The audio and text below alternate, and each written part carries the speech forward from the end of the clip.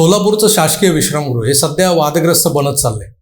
कारण मागच्याच महिन्यात या विश्रामगृहात मंत्री राधाकृष्ण विखे पाटील यांच्यावर धनगर समाजातल्या एका कार्यकर्त्यानं भंडारा उधळला. जनरली भंडारा उधळणं हा देवाच्या पूजा अर्चेचा एक भाग आहे. खंडोबाच्या नावानं चांगभल म्हणत भंडारा उधळला जातो.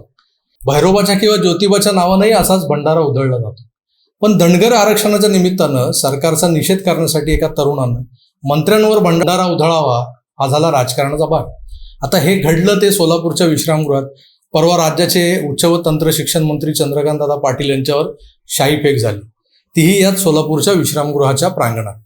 दादांवर वर्षभरात झालेली ही दुसरी शाईफेक. मागच्या वेळेस पुण्यात त्यांच्यावर शाई फेकली गेली. त्यावेळेस शाईचा रंग काळा होता आणि आता शाईचा रंग निळा होता. या रंगांचा आणि निषेधाचा काही संबंध आहे का? कोणत्या कारणांवरून ही शाईफेक केली गेली? आणि महत्त्वाचं म्हणजे शाईफेकीसाठी फक्त चंद्रकांत दादाच का सापडतात या लोकांना? याच प्रश्नांची उत्तरं शोधण्याचा प्रयत्न आजच्या विवेचनात करणार आहोत. मित्रांनो नमस्कार, मी प्रभाकर सूर्यवंशी आणि तुम्ही पाहतात आकार DG9. चंद्रकांत दादा पाटील सध्याचे राज्याचे उच्च व तंत्र शिक्षण मंत्री आहेत. पण 2014 साली जेव्हा महाराष्ट्रात भारतीय जनता पक्ष आणि शिवसेना युतीचं सरकार बनलं, तेव्हा याच चंद्रकांत पाटलांकडे देवेंद्र फडणवीसांच्या खालोखाल क्रमांक 2चा कार्यभार होता, पदभार होता. दादा भाजपाचे प्रदेशाध्यक्षही होते. त्यामुळे फडणवीसांनंतर पक्ष संघटनेत त्यांचंच प्राबल्य दिसत होतं. मुंडे, महाजन, खडसे, तावडे या नेहमीच चर्चेत असणाऱ्या चेहऱ्यांनंतर अचानक जनतेसमोर आलेला एक चेहरा म्हणजे चंद्रकांत दादा पाटील. भाजपच्या धोरणांनुसार पक्षा इतकंच संघटनेचं आणि संघटनेच्या वेगवेगळ्या विंगचं व्यवस्थापन करणं यासाठी काही सक्षम आणि कार्यकुशल नेत्यांची नेमणूक झालेली असते.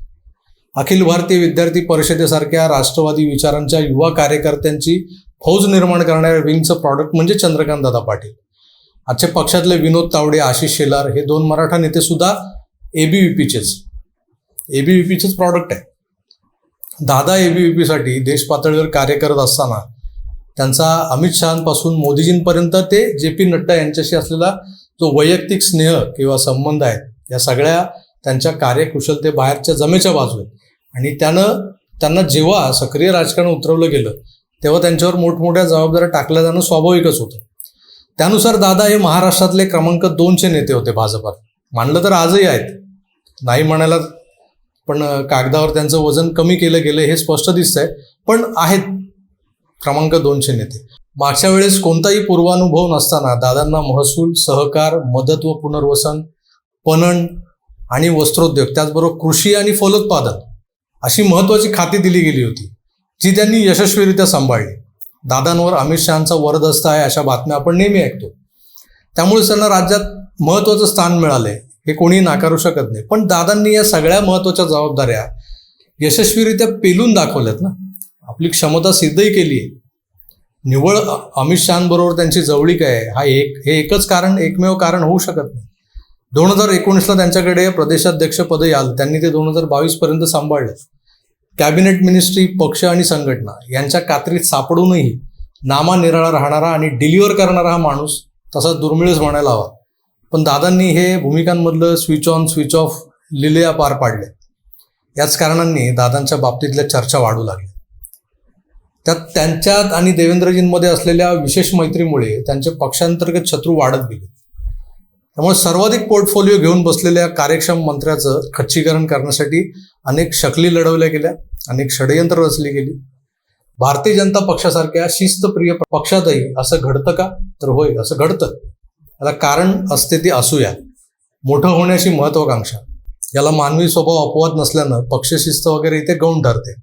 आणि म्हणूनच 2019 नंतरची 2.5 वर्ष महाविकास आघाडीला जेरीला आणण्यासाठी प्रदेशाध्यक्ष म्हणून झटणाऱ्या दादांना 2022 पुन्हा सरकार येताच प्रदेशाध्यक्ष पदावरूनही काढून टाकले. त्यांना मंत्रिमंडळात घेतलं गेलं, पण उच्च व तंत्र शिक्षण सारख्या पोर्टफोलिओवर त्यांची बोळवण केली गेली. त्यावरही दादा समाधानी होते. पण त्यांना महसूल हवं होतं, ते गृहमंत्री बनायला उत्सुक होते. अशा वावड्याही तेव्हा मुद्दाम उठवल्या गेल्या. अलीकडे तर त्यांच्याकडचं पुण्याचं पालकमंत्रीपदही काढून घेतले. त्याच्या थोडं आधी आपण पाहिलं तर कसब्याची आणि चिंचवडची पोटनिवडणूक पार पडली. त्यात कसबा भाजपाच्या ताब्यातून निसटली, पण चिंचवडची जागा भाजपनं राखली. यातल्या पराभवाचं खापर दादावर फोडलं गेलं, पण चिंचवडच्या विजयाचं श्रेय मात्र त्यांना कोणीच दिलं नाही. पुण्यातल्या माजी आमदार मेधा कुलकर्णी आणि चंद्रकांतदादा पाटील यांच्यातलं शीतयुद्ध हा सुद्धा चर्चेचा विषय ठरला होता. मेधाताईंचे समर्थक चंद्रकांतदादांना पुण्यातून हद्दपारच करून टाका या मनोभूमिकेत वावरताना दिसतात. एक मोठी ट्रोलिंग आर्मी या शीतयुद्धात मेधाताईंची बाजू लावून धरायला कार्यरत आहे. त्यामुळे पक्षातल्या एका ज्येष्ठ नेत्याला चंपा असं एकेरी संबोधण्यापर्यंत यांची मजल जाते. पण त्याच नेत्याचं पक्षासाठीचं संघटनेसाठीचं योगदान दिसत नाही. त्यांची ABVP मधली व्रतस्थ कारकीर्द दिसत नाही.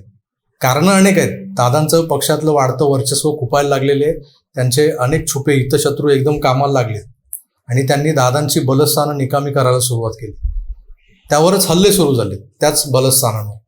दादांचं सगळ्यात मोठं बलस्थान होतं त्यांची आणि देवेंद्र फडणवीसांची घट्ट मैत्री.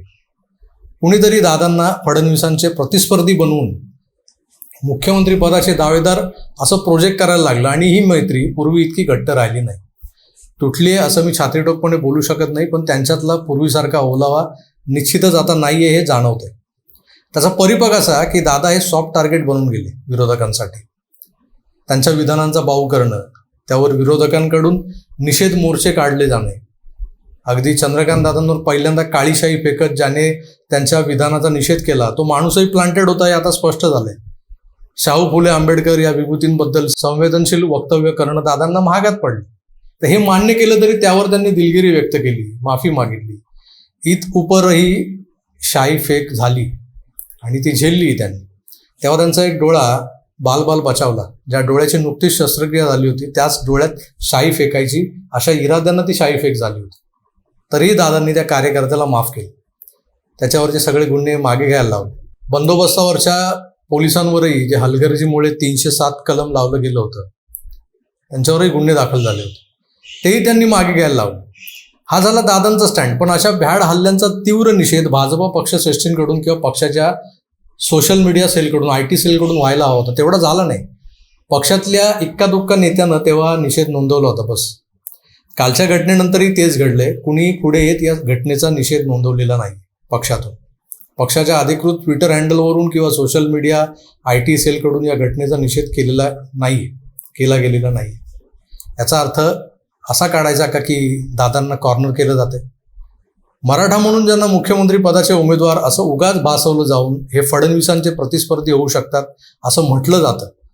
त्या विनोद तावडे आणि आशिष शेलारांनंतर आता चंद्रकांतदादा पाटील एका विशिष्ट लॉबीचं टार्गेट बनलेत का?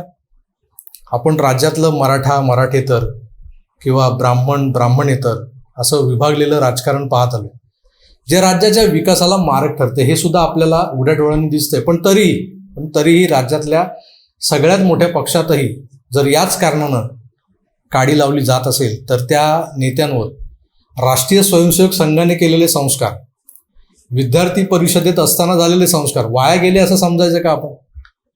फोडा आणि राज्य करा ही इंग्रजांची नीती भाजपात जर कोणी वापरू पाहत असेल आणि त्यामुळे पक्षच कमकुवत होणार असेल, आज फडणवीसांपासून अगदी दादा, शेलार, तावडे, पंकजाताई अशा कुठल्याही नेत्याचा बेस जर आपण विचार केला तर हा भारतीय जनता पक्ष आणि त्या पक्षाला असणारा जनाधार हाच आहे. त्यांचं स्वतःचं असं काही अस्तित्वच नाहीये पक्ष जर यांच्या नावापासून बाजूला काढलं. पंकजाताई भ्रमात असतील त्यांच्या नावापुढे मुंडे जोडल्यामुळे. जर या पक्षात असं धुळीचं वातावरण निर्माण झालं तर पक्ष एक दिलानं लढणार कसा? फायदा हा विरोधक उचलणारच. मग कुठल्या जातीच्या किंवा समाजाच्या पाठिंब्यावर दबावगट निर्माण करून मुख्यमंत्री बनणं लांबच राहिलं. किमान हातात असलेली सत्ता राखता येईल का याची चिंता करा म्हणावं आधी. सध्या दादांसारख्या सामान्य गिरणी कामगाराच्या कुटुंबातून आलेल्या, संघर्ष करून संघटनेत आपलं स्थान निर्माण केलेल्या आणि 4 दशकं व्रतस्थ कार्य केलेल्या नेत्याला गैरसमजातून कॉर्नर करणं आणि विरोधकांकडून वारंवार अपमानित करवलं जाणं हे भारतीय जनता पक्षाच्या संस्कृतीत बसणार नाहीये. पक्षाच्या प्रतिमेला साजेसही नाहीये. आज सातत्यानं हा एकच सवाल विचारला जातोय की चंद्रकांत पाटील हे सॉफ्ट टार्गेट ठरतात का? ते सॉफ्ट टार्गेट ठरत नाहीये तर त्यांच्या मागचं पक्षाचं भरभक्कम कवच कुंडल काढून घेतलंय हे पाहून कुणीही येतंय आणि टपली मारून जाते, आपण म्हणतो ना तसं शाई फेकून जाते, अशी अवस्था झाली. ज्या कंत्राटी भरतीच्या निर्णयाविरोधात सोलापुरात ही शाई फेक झाली आहे त्या निर्णयाला एकटे चंद्रकांतदादा पाटील जबाबदार आहेत का? हा त्यांच्या खात्याचा निर्णय होता का? त्यांनी घेतलेला निर्णय होता का? मग ही शाई फेक आकसानं झाली असं नाही का वाटत तुम्हाला? शाई काळी असो की निळी, ती संभाजी ब्रिगेडच्या कार्यकर्त्यांनी फेकलेली असो, रिपब्लिकन पार्टीच्या कार्यकर्त्यांनी फेकलेली असो, की भीम आर्मीच्या, या तिन्ही वेळेस टार्गेट चंद्रकांतदादा पाटीलच होते. विखे पाटलांवर फेकलेला भंडारा त्यांनी खंडोबाचा आशीर्वाद म्हणून आनंदानं स्वीकारलाय. पण दादांवरच्या शाही फेकीमागे एक वेगळंच राजकारण दडलंय, जे एका राष्ट्रीय विचारांच्या शिस्तप्रिय पक्षासाठी घातक ठरणार आहे. याची नोंद सामान्य भाजपा कार्यकर्त्यांनी घ्यायला हवी. शीर्षस्थ नेत्यांना आपल्या बुडाखालच्या खुर्चीची चिंता सतावते, त्यामुळे ते आमच्यासारख्यांच्या असलेल्या सल्ल्यांना फारसं गांभीर्यानं घेणार नाहीत. असो, कुणी करो अथवा न करो, राज्यातल्या एका जबाबदार मंत्र्यांवर निष्कारण शाहीफेक करणाऱ्याचा किमान मी तरी निषेध करतो. तुम्हाला काय वाटतं ते जरूर कळवा. तुर्तास इथेच थांबतो. पुन्हा भेटूच. तोवर आपली काळजी घ्या आणि पाहत राहा AKAR DG9. धन्यवाद. नमस्कार.